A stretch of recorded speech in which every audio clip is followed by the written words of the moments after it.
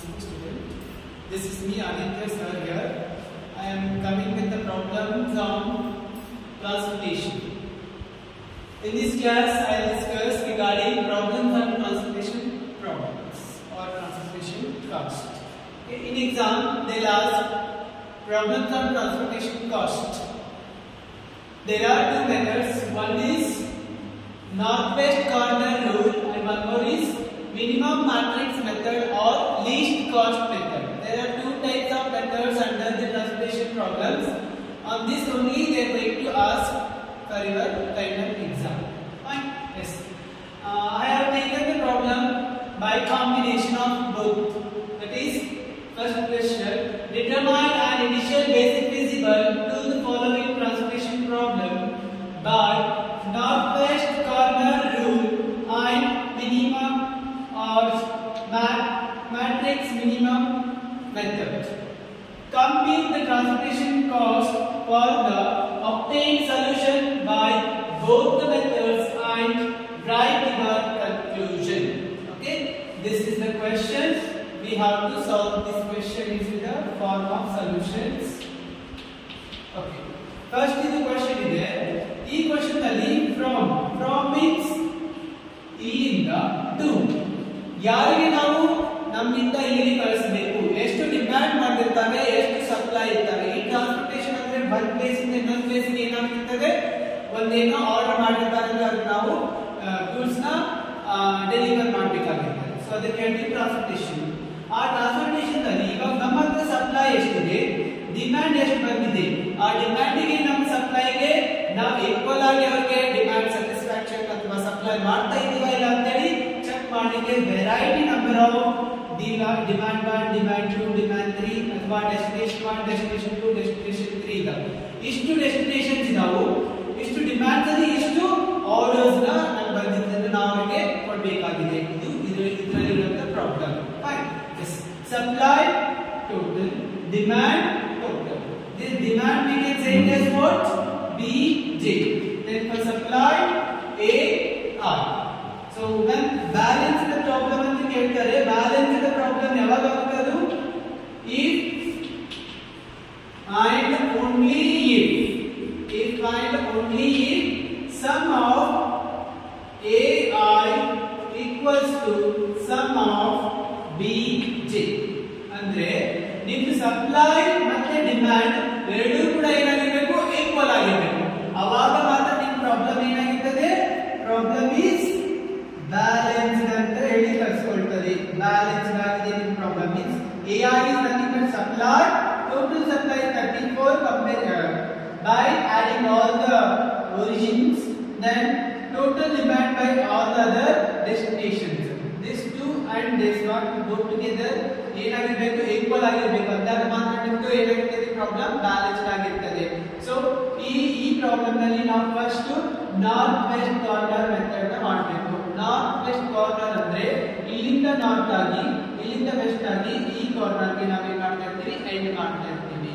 But this is the north west, this is north, this is the west and this is the corner. That's what they have named it as what? North-west corner rule. So we'll solve the problem in this.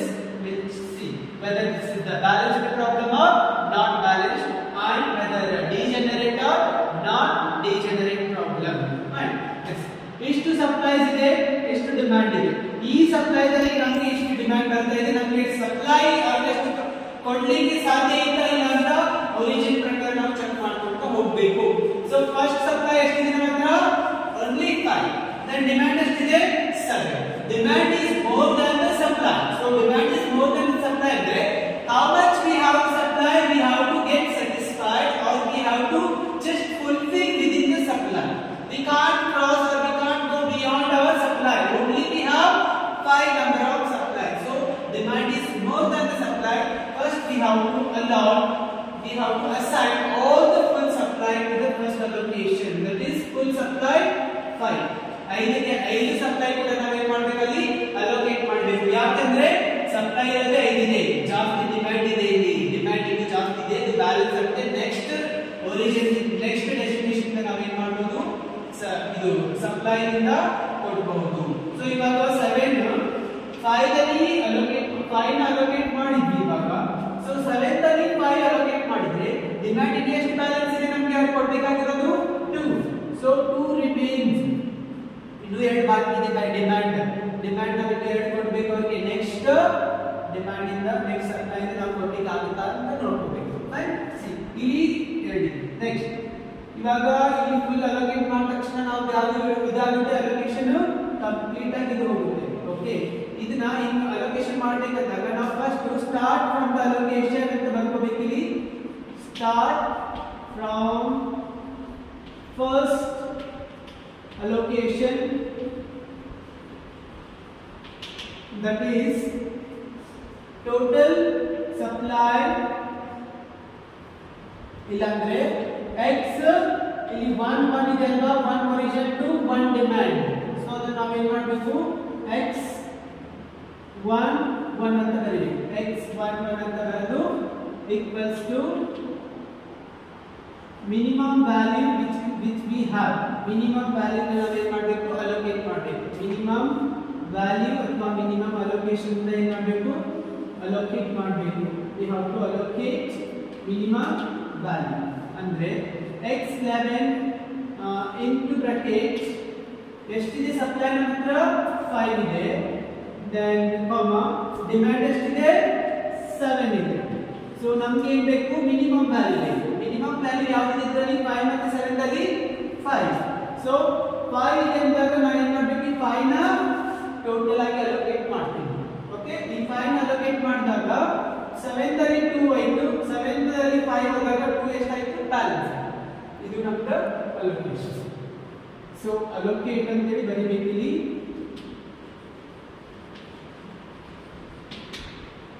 allocate x11 5 7 ಅಂದ್ರೆ ಇದು ಮತ್ತೆ ಇದು ಇದರಲ್ಲಿ ಇವಾಗ ಇದು full ಆಗಿ complete ಆಯ್ತು. Remaining column wise ಏನಿದೆ ಡೆಸ್ಟಿನೇಷನ್ ಮಾಡಿದ್ದು ಬ್ಯಾಲೆನ್ಸ್. ಯಾಕೆ 2 ಇನ್ನು ಬ್ಯಾಲೆನ್ಸ್ ಇದೆ ನಮ್ಮ ಹತ್ರ. ಸಪೋಸ್ ಇದು 7 ಗೆ 7 ಹೋಗಿದ್ರೆ ಇದು ಕಂಪ್ಲೀಟ್ ಆಗ್ತಿತ್ತು. ಇವಾಗ ಇದು ಇದರಲ್ಲಿ 2 ಬ್ಯಾಲೆನ್ಸ್. ನೆಕ್ಸ್ಟ್ ಇವಾಗ ಮಾಡಬೇಕು, ಸಪ್ಲೈ ಎಷ್ಟಿದೆ 8 ಇದೆ, ನಮ್ಮ ಹತ್ರ ಎಷ್ಟಿತ್ತು ಬ್ಯಾಲೆನ್ಸ್, ನಾವು ಡಿಮ್ಯಾಂಡ್ ಕೊಡಬೇಕಾಗಿರೋದು 2. ಸೊ 2 ನ ಇವಾಗ ನಾವು ಕೊಡಬೇಕಂದಾಗ ನೆಕ್ಸ್ಟ್ ಇಲ್ಲಿದೆ ನೋಡ್ರಿ, x ಏನಿದೆ ಇದು x 2 then 1 x2 and 1 is equal to ಎಷ್ಟಿದೆ ಅದು ಮಿನಿಮಮ್ 8 ಇದೆ, then 8 ಫಸ್ಟ್ ಇಲ್ಲಿಂದ ಬರಿಬೇಕು. ನೆಕ್ಸ್ಟ್ ಇವಾಗ ರಿಮೈನಿಂಗ್ ಯಾವ್ದಿದೆ 2 is equal to ಮಿನಿಮಮ್ ಯಾವ್ದಿದೆ ಇದರಲ್ಲಿ 2. ಸೊ 2 ನ ಇವಾಗ ಇಲ್ಲಿ ಬಂದಿದೆ ಅಂದ್ರೆ ಇವಾಗ ನಾನು 2 ಗೆ ಏನು ಮಾಡಬೇಕು, ಅಲೋಕೇಟ್ ಮಾಡಬೇಕು. 2 ಇವಾಗ ಇಲ್ಲಿ ಅಲೋಕೇಟ್ ಮಾಡಿದ ತಕ್ಷಣ ಕಂಪ್ಲೀಟ್ ಆಗಿ ಬಿಡುತ್ತೆ ನಾವು. ಸೊ ಇದು ಏನಾಗ್ತಿದೆ ಇವಾಗ, ಇದು ಫುಲ್ ಕಂಪ್ಲೀಟ್ ಆಗಿದೆ. ಸೊ ಇವಾಗ ನಾವು ಏನು ಮಾಡಬೇಕು, ಅಲೋಕೇಟ್ ಅಂತ ಹೇಳಿ ಬರಿಬೇಕು. Allocate x 21 is equal to 8 comma 2 is equal to 2 ಅಂತ ಹಿಂಗೆ ಬರಿಬೇಕು. ಇದ್ರ ಬದಲಾಗಿ ನಾವು ಏನು ಮಾಡಬೇಕು, ಈ ರೀತಿ ಬರಿಬೇಕು. Okay, next allocation.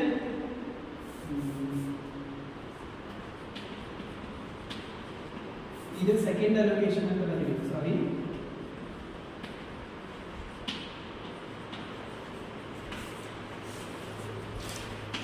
Second allocation ಇನ್ ಸೆಲ್ O2 D1 ಇದರಲ್ಲಿ ಕೂಡ ಅದೇ ರೀತಿ ಬರೀಬೇಕು ನಾನು. Next O1 D1. ಓಕೆ, ಇವಾಗ ಸೆಕೆಂಡ್ ಅಲೋಕೇಶನ್ ಕಂಪ್ಲೀಟ್ ಆಯಿತು. ನೆಕ್ಸ್ಟ್ ಥರ್ಡ್ ಅಲೋಕೇಶನ್ ಹೋಗಬೇಕು. ಇವಾಗ ನೋಡ್ರಿ, ಇವಾಗ ಸೆಕೆಂಡ್ ಅಲೋಕೇಶನ್ 2 ನ ಅಲೋಕೇಟ್ ಮಾಡಿದ್ವಿ. ಈಗ ಈ 8 ದಲ್ಲಿ 2 ನ ಅಲೋಕೇಟ್ ಮಾಡಿದಾಗ ಇಲ್ಲಿ ಎಷ್ಟು ಉಳಿದಿದೆ, ಇವಾಗ ರಿಮೈನಿಂಗ್ 6. ಸೊ 6 ಇನ್ನು ಬ್ಯಾಲೆನ್ಸ್ ಗೆ ನಮ್ಮ ಹತ್ರ ಸಪ್ಲೈ ಇದೆ. ನೆಕ್ಸ್ಟ್ ಅಲೋಕೇಶನ್ ದಲ್ಲಿ ನೋಡಬೇಕು. Next this one is third allocation. Third allocation in cell E third allocation in cell ಯಾವ್ದು ಬ್ಯಾಲೆನ್ಸ್ ಇದೆ ನಮ್ಮ ಹತ್ರ, O2 ಇದೆ, ಇದು ಕಂಪ್ಲೀಟ್ ಆಗಿದೆ. But next ಯಾವ್ದಿದೆ D2. O2 ದಲ್ಲಿ 6 ಇದೆ, then ಇದು ಕಂಪ್ಲೀಟ್ ಆಯ್ತು. ಇವಾಗ next D2, that is O2, D2.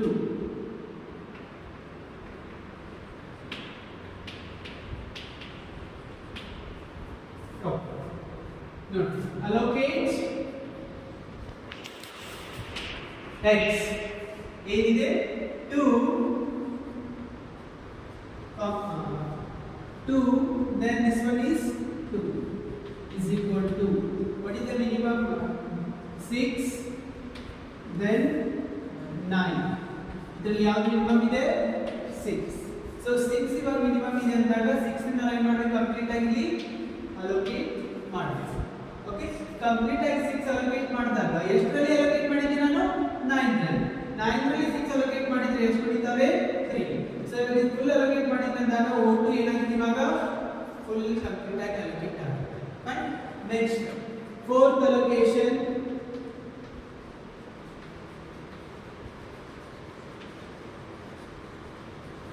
in cell ಯಾವ ಸೆಲ್ ಇಲ್ಲಪ್ಪ ಇನ್ನು ಬ್ಯಾಲೆನ್ಸ್ ಆಗಿದೆ ಇದರಲ್ಲಿ D2 ಇದೆ ಓಕೆ ನೆಕ್ಸ್ಟ್ ಇಲ್ಲಿ O3 ಫಸ್ಟ್ ನಾನು O3 ಬರಿಬೇಕು ಕಾಮಾ ದೆನ್ D2 ಇವಾಗ allocate in cell ಎದರಲ್ಲಿ ಬರಿಬೇಕು in cell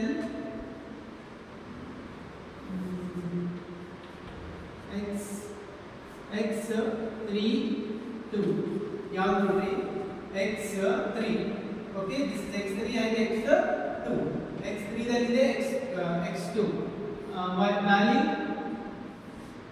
x3 ದಲ್ಲಿ ಎಷ್ಟಿದೆ 7 ಕಾಮಾ ಇದರಲ್ಲಿ 3 ಯಾವುದು ಮಿನಿಮಮ್ ಇದೆ ಇದರಲ್ಲಿ 3 ಇಸ್ ಮಿನಿಮಮ್ ಓಕೆ ಇವಾಗ 3 ಮಿನಿಮಮ್ ಅಂದಾಗ ನಾನು ಫುಲ್ ಏನು ಮಾಡಬೇಕು ಅಲೋಕೇಟ್ ಮಾಡಬೇಕು ಈ ಫುಲ್ 3 ನ ನಾನು ಅಲೋಕೇಟ್ ಮಾಡಿದ್ರೆ ಇದೇನಾಗುತ್ತೆ ಫುಲ್ ಕಂಪ್ಲೀಟ್ ಆಗಿ ಕ್ಲೋಸ್ ಆಗುತ್ತೆ ಇವಾಗ 3 ಅಲೋಕೇಟ್ ಮಾಡಿದಾಗ ಎಷ್ಟು ತ ಮಾಡಿದೆ 7 ರಲ್ಲಿ ಮಾಡಿದೆ 7 ರಲ್ಲಿ 3 ಹೋದಾಗ ರಿಮೈನಿಂಗ್ ಎಷ್ಟು ಉಳಿಯುತ್ತೆ 4 ಸೊ ನೆಕ್ಸ್ಟ್ ಅಲೋಕೇಶನ್ ಮಾಡಬೇಕು ಈಗ ನಾನು next allocation fifth allocation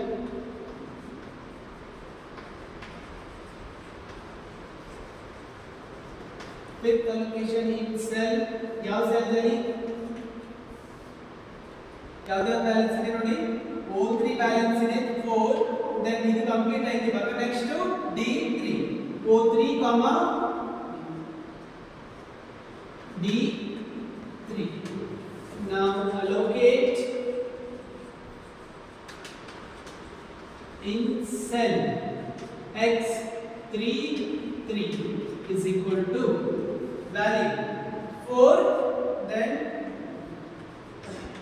18 which one is minimum 4 so 4 ನೇ ಮಾಡಬೇಕು ನಾನು ಫುಲ್ ಅಲೋಕೇಟ್ ಮಾಡಬೇಕು 4 ನ ಫುಲ್ ಅಲೋಕೇಟ್ ಮಾಡಿದಾಗ ಏನಾಗುತ್ತೆ ಇದು ಕಂಪ್ಲೀಟ್ ಆಗಿ ಕ್ಲೋಸ್ ಆಗುತ್ತೆ ಇವಾಗ 4 ನ ನಾನು ಇಲ್ಲಿ ಅಲೋಕೇಟ್ ಮಾಡಿದೆ ಎಷ್ಟರಲ್ಲಿ ಅಲೋಕೇಟ್ ಮಾಡಿದೆ 18 ದಲ್ಲಿ ಅಲೋಕೇಟ್ ಮಾಡಿದೆ ರಿಮೈನಿಂಗ್ ಎಷ್ಟು 14 okay this completes next last allocation ಇಲ್ಲಿ ಬರೀತೀನಿ ನೋಡಿ last allocation in cell ಯಾವ ಸೆಲ್ ಅಲ್ಲಿ ಯಾವ್ದ್ರಲ್ಲಿ ಬ್ಯಾಲೆನ್ಸ್ ಇದೆ ನೋಡಿ ಯಾವ್ದ್ರಲ್ಲಿ ಬ್ಯಾಲೆನ್ಸ್ ಇಲ್ಲ ಇವಾಗ ನೆಕ್ಸ್ಟ್ ಇದರಲ್ಲಿ ಇದೆ ಇದರಲ್ಲಿ ಬ್ಯಾಲೆನ್ಸ್ ಇದೆ ಇದರಲ್ಲಿ so O4 and D3 O4, D3 now allocate in cell x ಯಾವುದು 4 and 3 value 14, 14 equals to 14 okay ಅಂದ್ರೆ ಎರಡಕ್ಕೂ ಏನಾಗಿರ್ತಾವೆ ಇಲ್ಲಿ ಈಕ್ವಲ್ ಆಗಿ ಅಲೋಕೇಟ್ ಆಗಿರಬೇಕು 14 ಏನಾಯ್ತು full close this also close and this also close this is complete full allocation ಅಂದ್ರೆ ಇಲ್ಲಿ ಕೂಡ ಈಕ್ವಲ್ ಆಗಿ ಆಯ್ತು ಇದು ಬ್ಯಾಲೆನ್ಸ್ಡ್ ಫೀಸಿಬಲ್ ಸೊಲ್ಯೂಷನ್ ಇದೆ ಓಕೆ ಸಪೋಸ್ ಇದು ಏನಾದ್ರು ಈಕ್ವಲ್ ಆಗಿದಿಲ್ಲ ಅಂದ್ರೆ ಅವಾಗ ಏನಾಗುತ್ತೆ ನಮ್ದು ಬ್ಯಾಲೆನ್ಸ್ಡ್ ಫೀಸಿಬಲ್ ಸೊಲ್ಯೂಷನ್ ಅಲ್ಲ ಅಂತ ಅರ್ಥ ಓಕೆ ನೆಕ್ಸ್ಟ್ ಇದಾದ್ಮೇಲೆ ನಾವು ಏನು ಮಾಡಬೇಕು ಈಗ ಟೋಟಲ್ ಟ್ರಾನ್ಸ್ಪೋರ್ಟೇಷನ್ ಕಾಸ್ಟ್ ಕಂಡುಹಿಡಿಯಬೇಕು ಅದಾದ್ಮೇಲೆ ನಂಬರ್ ಆಫ್ ಅಲೋಕೇಶನ್ಸ್ ನ ಕಂಡುಹಿಡ್ಕೋಬೇಕು ನಂಬರ್ ಆಫ್ ಅಲೋಕೇಶನ್ಸ್ ಆದ್ಮೇಲೆ whether it is degenerate R ನಾನ್ ಡಿಜೆನರೇಟಿಂಗ್ ಅಂತ ಕಂಡುಹಿಡಿಯಬೇಕು ಇವಾಗ ಟೋಟಲ್ ಟ್ರಾನ್ಸ್ಪೋರ್ಟೇಷನ್ ಕಾಸ್ಟ್ ಹೆಂಗ್ ಕಂಡುಹಿಡಿತೀವಿ ಎಲ್ಲಾನು ಆಡ್ ಮಾಡ್ಕೋಬೇಕು. ಅಂದ್ರೆ ಎಲ್ಲೆಲ್ಲಿ ನಾವು ಅಲೋಕೇಶನ್ ಮಾಡಿರ್ತೀವಲ್ಲ ಅದನ್ನ ಆಡ್ ಮಾಡ್ಕೋಬೇಕು. ಈಗ ಎಲ್ಲೆಲ್ಲಿ ಅಲೋಕೇಶನ್ ಮಾಡಿದ್ದೀವಿ ಅಂತ ಈ ಚಾರ್ಟ್ ಒಳಗಡೆ ನೋಡ್ತೀನಿ ನಾನು. ಓಕೆ, ಇವಾಗ ಅಲೋಕೇಶನ್ಸ್ ಎಲ್ಲೆಲ್ಲಿ ಮಾಡಿದ್ದೀವಿ ನೋಡಿ.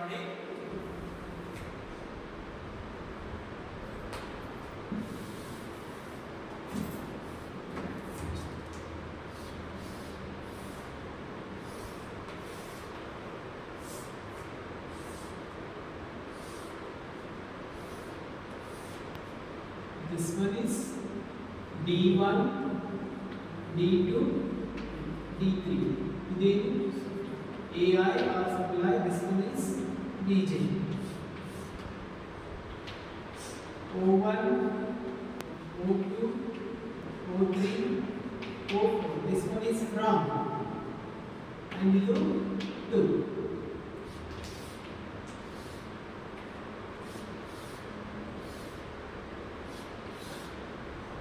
Okay. First allocation ಎಲ್ಲಿ ಮಾಡಿದ್ದೆ ನೋಡಿ ಇಲ್ಲಿ 2 5 ಹೌದಾ. First allocation. Next second allocation ಕೂಡ ಕೆಳಗಡೆ 3 ಎಷ್ಟಿದೆ ಅಲೋಕೇಶನ್ 2. ನೆಕ್ಸ್ಟ್ ಇಲ್ಲ, ನೆಕ್ಸ್ಟ್ 3 ಇದೆ. 3 ಪಕ್ಕದಲ್ಲಿ ಅಗೇನ್ 3 6. Okay, next 4. ನೆಕ್ಸ್ಟ್ ಅದರ ಪಕ್ಕದಲ್ಲಿ 7. how much 4. ನೆಕ್ಸ್ಟ್ ಅದರ ಕೆಳಗಡೆ 2 14. ಆಯ್ತಾ.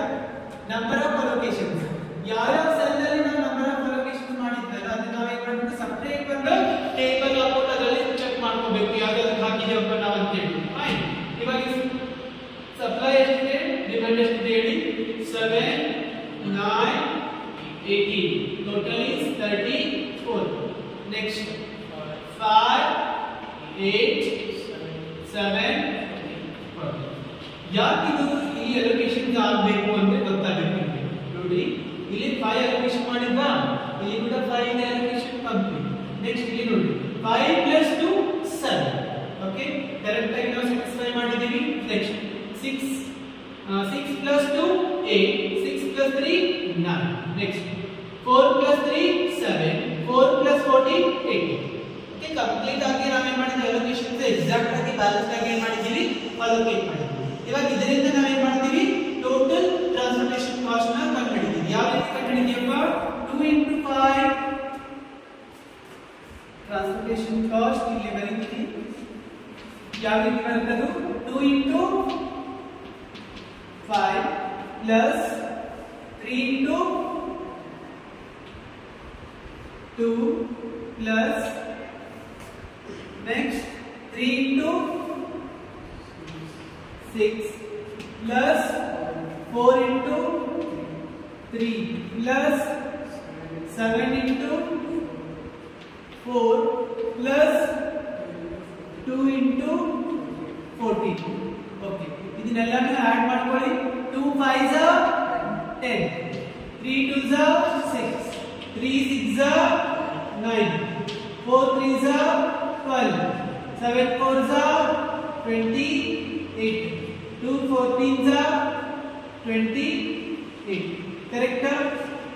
10 plus 6 plus 9 plus 12 plus 28 plus 28. total transportation cost ಎಷ್ಟಾಯಿತು?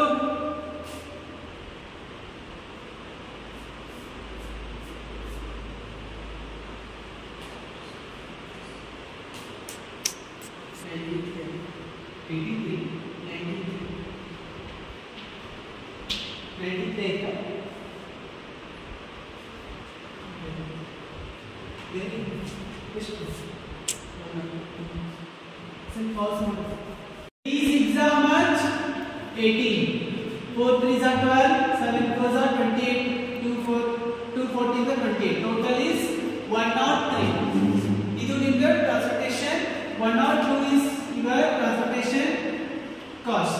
next ಇವಾಗ ಇದು ಡಿಜನರೇಟ್ ಅಥವಾ ನಾಟ್ ಡಿಜನರೇಟ್ ಇದೆ ಅಂತ ನಾವು ಚೆಕ್ ಮಾಡಬೇಕು. ಇವಾಗ ಇದರಲ್ಲಿ ನಂಬರ್ ಆಫ್ ಅಲೋಕೇಶನ್ ಎಷ್ಟಿದಾವೆ, 1 2 3 4 5 6. Number of allocation ಎಷ್ಟಿದಾವೆ,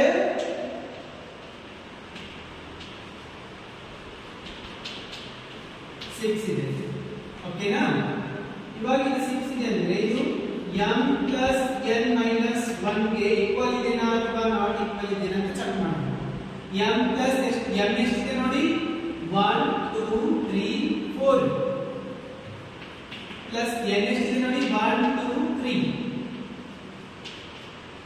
minus 1 4 plus 3 7 minus 1 ಅದು ಕೂಡ 6 so 6 and 6 number of allocation of 6 then m plus n minus 1 also 6 so this problem is what non-degenerate solution problem the problem is non-degenerate problem suppose in case if this doesn't match if it comes 7 then that problem is called as what degenerate problem now this is coming equal 6 times 6 so this problem is called as what non-degenerate next we will see under matrix minimum method welcome back to student this problem under matrix minimum method or least cost method ಯಾವುದು ಈ ಎರಡರ ಒಂದು question ಅಲ್ಲಿ ಕೇಳ್ತಾರೆ least cost method or matrix minimum method ಅಂತ so earlier ನಾವು ಏನು ಮಾಡಿದ್ವಿ ನಾರ್ತ್ ವೆಸ್ಟ್ ಕಾರ್ನರ್ ರೂಲ್ಸ್ ಅಂತ ಮಾಡಿದ್ವಿ ಇವಾಗ matrix minimum method ಅಲ್ಲಿ ಮಾಡ್ತೀವಿ ಸೇಮ್ ಕ್ವೆಶ್ಚನ್ ಇದರಲ್ಲಿ matrix minimum method ಅಂದ್ರೆ minimum means minimum ವ್ಯಾಲ್ಯೂ ನ ನಾವು ಏನು ಮಾಡಬೇಕು ಫಸ್ಟ್ ಅಲೋಕೇಟ್ ಮಾಡಬೇಕು ಯಾವ ರೀತಿ minimum ವ್ಯಾಲ್ಯೂ ಅಲೋಕೇಟ್ ಮಾಡಬೇಕು ಇದರಲ್ಲಿ ಚೆಕ್ ಮಾಡಬೇಕು ಯಾವುದು ಲೋವೆಸ್ಟ್ ವ್ಯಾಲ್ಯೂ ಇದೆ ಅದನ್ನ ಚೆಕ್ ಮಾಡಬೇಕು means here 1 and here also 1 ಇದು ಲೋವೆಸ್ಟ್ ಇದೆ ಬಟ್ ಲೋವೆಸ್ಟ್ ಅಲ್ಲಿ ಇನ್ನೊಂದು ಸೆಕೆಂಡ್ ಲೋವೆಸ್ಟ್ ಯಾವುದು ಇದೆ ಸೆಕೆಂಡ್ ಒನ್ ಇಸ್ 2 ಸೊ ಇದನ್ನ ನಾವು ಫಸ್ಟ್ ಅಲೋಕೇಶನ್ ನ ತಗೊಳ್ಳೋಣ ಯಾಕೆ ಹೇಳಿ 1 ಆದ್ಮೇಲೆ 2 ಬರುತ್ತೆ 1 ಆದ್ಮೇಲೆ 3 ಬಂದಿದೆ ಇವಾಗ ಇದರಲ್ಲಿ 1 ಆದ್ಮೇಲೆ 2 ಇದೆ ಸೊ ಫಸ್ಟ್ ಅಲೋಕೇಶನ್ ನಾವು ಇಲ್ಲಿ ಮಾಡೋಣ ಫಸ್ಟ್ ಅಲೋಕೇಶನ್ ಅಲ್ಲಿ ಏನು ಮಾಡಬೇಕಂದಾಗ ಇದು ಯಾವುದು ರೋ ಇದೆ ಇದು D1 ಫಸ್ಟ್ ಇದನ್ನ ತಗೋಬೇಕು like D4 sorry not D4 it is O4 then O4 then D1 okay O4 and D1 allocate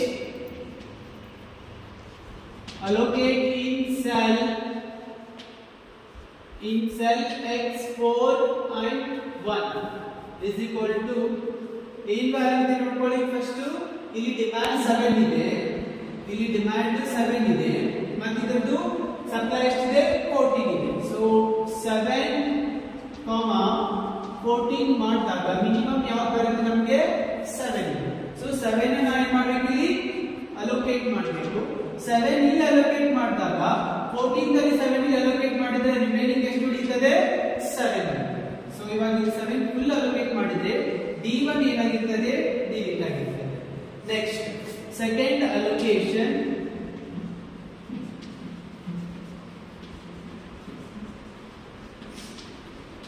in cell ಯಾವ ಲೋವೆಸ್ಟ್ ಇದೆ ಇದನ್ನ ಚೆಕ್ ಮಾಡಬೇಕು 1 ಆದ್ಮೇಲೆ ಇನ್ನೊಂದು 1 ಇದೆ ಸೊ ಈ 1 ಮೇಲೆ ನಾವು ಹೋಗಬೇಕು ಈ 1 ಮೇಲೆ ಹೋಗಿ ಇಲ್ಲಿ O2 D3 O2 D3 then O2 ದಲ್ಲಿ ಸಪ್ಲೈ ಎಷ್ಟಿದೆ 8 ಇದೆ then ಡಿಮ್ಯಾಂಡ್ ಎಷ್ಟಿದೆ 18 ಇದೆ ಸೊ ಇವಾಗ ನಾನು allocate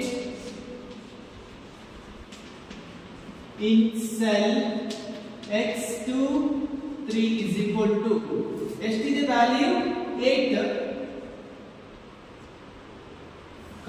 ಡಿಮ್ಯಾಂಡ್ ಸಪ್ಲೈ 8 ಇದೆ ಡಿಮ್ಯಾಂಡ್ ಎಷ್ಟಿದೆ 18 ನೀವು which is minimum 8 ಮಿನಿಮಮ್ ಇದೆ ಅದಕ್ಕಾಗಿ ನಾನು ಏನು ಮಾಡ್ತೀನಿ 8 ನ ಅಲೋಕೇಟ್ ಮಾಡ್ತೀನಿ 8 ನ ನಾನು ಅಲೋಕೇಟ್ ಮಾಡಿದಾಗ ಫುಲ್ 8 ನಲ್ಲಿ ಅಲೋಕೇಟ್ ಮಾಡಿದ್ರೆ ಏನಾಗುತ್ತೆ ಫುಲ್ ಕಂಪ್ಲೀಟ್ ಇದೆಲ್ಲ ಹೋಗುತ್ತೆ ಓಕೆ ಇವಾಗ 8 ನ ಇಲ್ಲಿ ಅಲೋಕೇಟ್ ಮಾಡಿದ್ರೆ 18 ದಲ್ಲಿ 8 ಹೋದ್ರೆ ರಿಮೈನಿಂಗ್ ಎಷ್ಟು 10 ಕರೆಕ್ಟ್ 10 ನೋಡಿ ನೆಕ್ಸ್ಟ್ ಅಲೋಕೇಟ್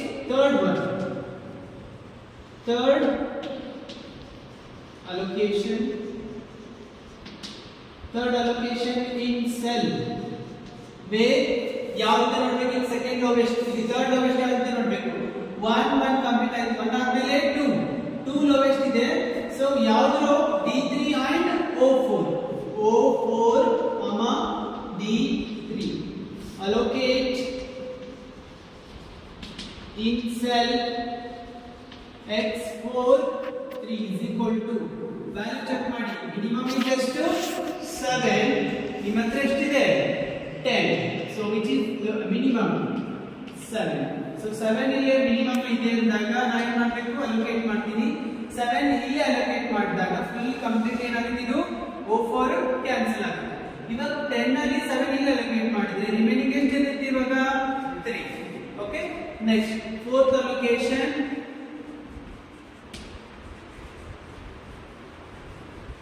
in cell.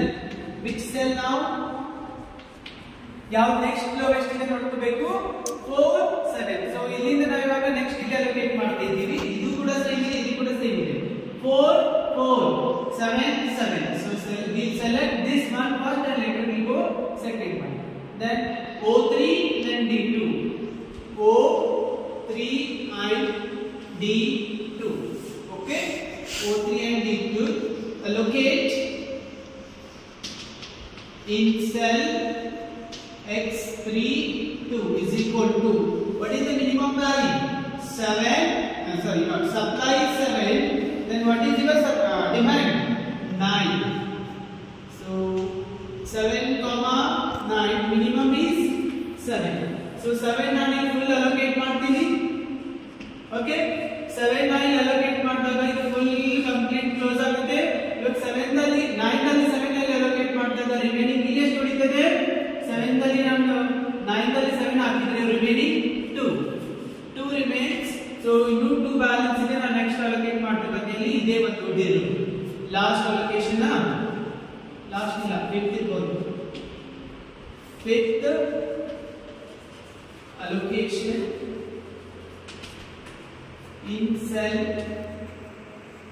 ಯಾವ ಸೆಲ್ ಅಪ್ಪ ಇದು 4. ಓಕೆ, ಎಷ್ಟಿದೆ ಇಲ್ಲಿ 5 ಸಪ್ಲೈ ಇದೆ. ನಮ್ಮ ಹತ್ರ ಡಿಮ್ಯಾಂಡ್ ಎಷ್ಟಿದೆ 3 ಇದೆ. 3 ಕೊಡಬೇಕು, ಸಪ್ಲೈ ಜಾಸ್ತಿ ಇದೆ ಕೊಡಬಹುದು. ಓಕೆ, ಇವಾಗ 4 ನಲ್ಲಿ ನಾನು 3 ಅಲೋಕೇಟ್ ಮಾಡಿದ್ದೆ, ರಿಮೈನಿಂಗ್ ಎಷ್ಟು ಉಳಿದಿದೆ ನಮಗೆ 2 ಉಳಿತದಾ? ಹೌದಾ ಇಲ್ಲ? Sir no 6th allocation.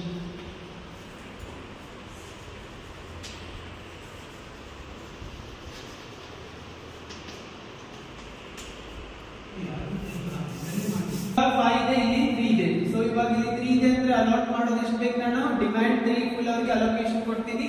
So 3 ದಲ್ಲಿ 3 ಕಂಪ್ಲೀಟ್ ಆಯ್ತು. ಇವಾಗ ಇದೇನಾಗುತ್ತೆ D3 ಫುಲ್ ಅಲೋಕೇಟ್ ಆಗುತ್ತೆ. ಇವಾಗ 5 ಅಲ್ಲಿ 3 ನಲ್ಲಿ ಅಲೋಕೇಟ್ ಮಾಡಿದಾಗ ರಿಮೈನಿಂಗ್ ಎಷ್ಟು 2 ಉಳಿತು. 2 ಒಂದೇ ಬಾಕಿ ಉಳಿತು. ಇವಾಗ ನೆಕ್ಸ್ಟ್ ಅಲೋಕೇಶನ್ ಮಾಡಬೇಕು. Last allocate in cell X1 3 is equal to ಎಷ್ಟಿದೆ value 5 3 is equal to 3. So 3 allocate ಮಾಡಿದ್ವಿ, ಕಂಪ್ಲೀಟ್ ಆಯ್ತು. Next last allocation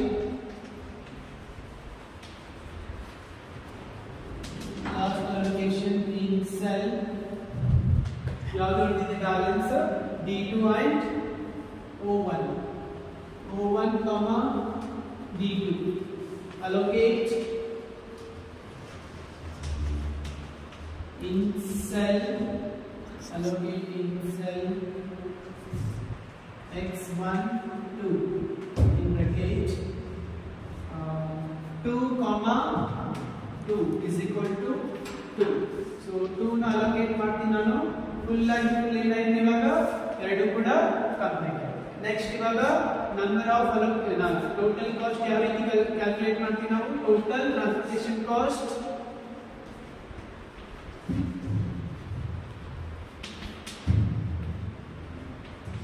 is equal to first allocations ನೋಡ್ಕೋಬೇಕು. ನಾನೀಗ ಅಲೋಕೇಶನ್ ಫಸ್ಟ್ ಎಲ್ಲಿ ಮಾಡಿದ್ದೀನಿ 7 2 ನೆಕ್ಸ್ಟ್ ಅಲೋಕೇಶನ್ 4 then 3 2 ಆಯ್ತು, ಇದಾಯ್ತು. ನೆಕ್ಸ್ಟ್ 4 ಆದ್ಮೇಲೆ 1 ಗೆ ಎಷ್ಟಿದೆ 8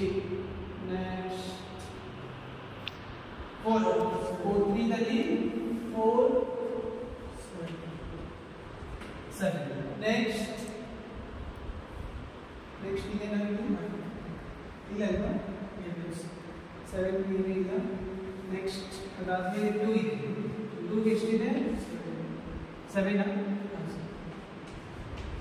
ನೆಕ್ಸ್ಟ್ 1 ಎಷ್ಟಿದೆ 7 ಆಯ್ತು 1 ಗೆ 7 then 2 ಗೆ 7 then 4 ಗೆ 7 then 4 ಗೆ 1 ಗೆ 8 sorry this is 1 ಗೆ 8 then 4 ಗೆ 3 then 7 ಗೆ 2 ಇವಾಗ ಕ್ಯಾಲ್ಕುಲೇಟ್ ಮಾಡಿ 7 into 2 then plus 4 into 3 plus 1 into 8 then plus 4 into 7 plus 1 into 7 plus 2 into 7 okay 7 2s are 14 plus 4 3s are 12 1 8s are 8 4 7s are 28 7 1s are 7 2 7s are 14 ಎಷ್ಟಾಗುತ್ತೆ equal to 83 okay so ಇವಾಗ 83 total ಇದಾಯ್ತು number of allocation ಎಷ್ಟಿದಾವಪ್ಪ ಇಲ್ಲಿ 1 2 3 4 5 6 so number of allocation 6 ಇದಾವೆ then problem degenerate or not degenerate ಮಾಡಬೇಕಂದ್ರೆ ಏನು ಮಾಡಬೇಕು m plus n minus 1 1 2 3 4 plus 1 2 3 3 minus 1 7 minus 1 is equal to 6 so 6 6 equal ಬಂದಿದೆ ಅಂದ್ರೆ ಇವಾಗ ಏನಾಗಿದೆ ಇದು ಪ್ರಾಬ್ಲಮ್ non